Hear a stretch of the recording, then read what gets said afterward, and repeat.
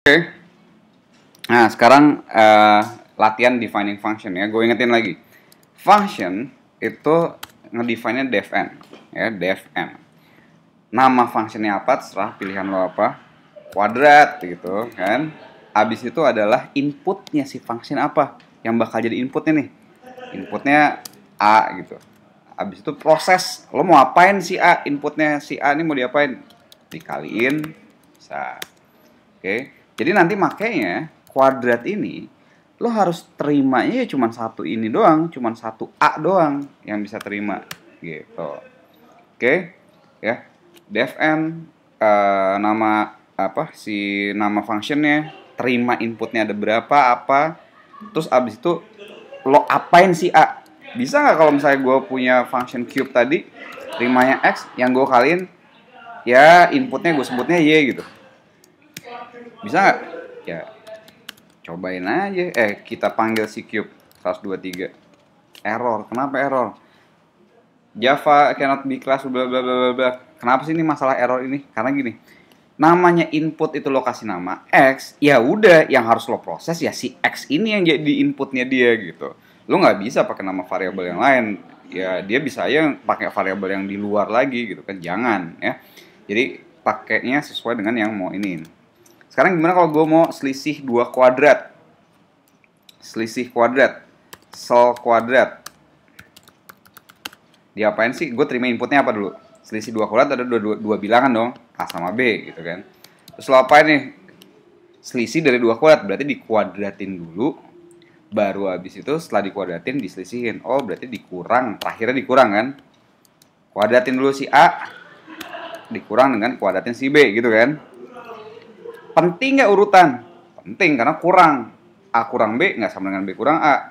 Kalau gitu A kuadrat apa? Nah, kita udah punya function kuadrat nih kan. Kalau nggak pakai function square juga boleh.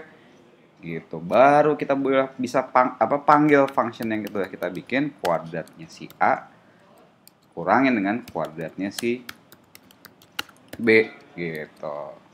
Jadi deh, sel kuadrat, selisih 2 kuadrat. Coba kita panggil sel kuadrat 3, 2. Biar bisa ngecek gampang kan. 3 kuadrat 9, 2 kuadrat 4, kurangin 5. Oke. Valid. Sel selisih kuadrat antara 9 sama 8. 81 kurang 64. Oke. Nah, sebelum kita lanjut, gue ngajarin dulu tata cara ini dulu. Tata cara pemakaian program ya. Jadi, jadi sekarang kita udah mulai beralih pindah ya. Kita pindah ke struktur yang rada baru. Di awal mungkin rada ribet pakai strukturnya. Lo mulai pertama new project. Oke, new project. Lo pilih deh tuh, lo mau naruh di mana? Misalnya gue di public, coding tutorial, biasanya gue taruh di situ, closure, basic tutorial. Misalnya gue di sini sebutnya alpha gitu ya.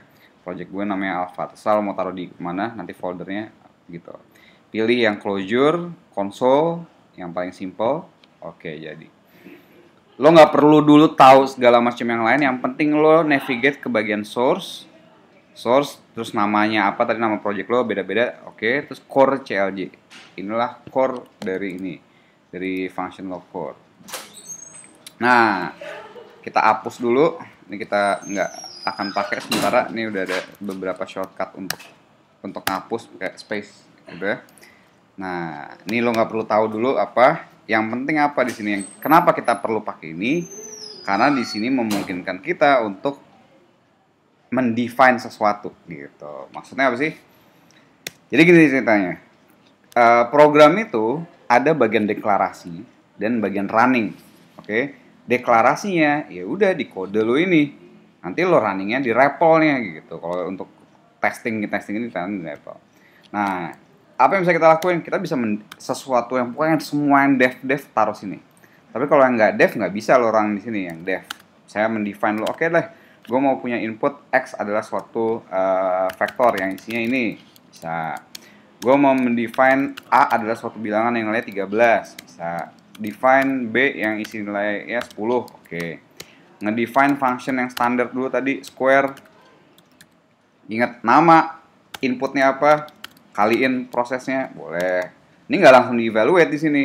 Ini cuman ngasih closure, lo X itu ini, A itu ini, square itu ini, ininya adalah function gitu ya. Terus mendefine tadi selisih kuadrat ya, sel kuadrat, sel kuad lah yang lebih gampang. A sama B, berarti kalau gitu kurangin kuadratnya si A, kan SQR kan kuadratnya kita kan, dikurangin sama kuadratnya si B, berarti SQR dari B. Bisa. Terus ngerunningnya gimana? Nah, di sini ada apa shortcut, lo pencetnya kontrol, nanti dia muncul macam-macam tuh. Maksudnya apa? Nah, pertama kali lo harus ini run di REPL. Ya, run with REPL nih pilihannya. Jadi lo kontrol, lihat, oh kontrol E. Oke. REPL dijalanin dulu sama dia gitu. Yang REPL yang tadi gimana? Nah, REPL yang tadi lupain dulu. REPL yang tadi itu tidak berkonteks. REPL yang ini terikat sama kode lo yang di atas gitu. Ya, kontekstual REPL. Oke, nah supaya lancar coba kita nulis beberapa function dulu. Mendefine self quote udah. Apain lagi sih function? Say hello. Say hello. Terimanya adalah nama orang. Terus kemudian outputnya apa? Outputnya adalah hello. Oh, gini caranya. Ingat nggak tadi untuk menggabungin apa namanya string pakai apa? Functionnya apa? str kan? str. Hello. Space nama. Oke, nama sebagai variabel. Udah jadi. Nah, oke. Sekarang coba kita jalanin.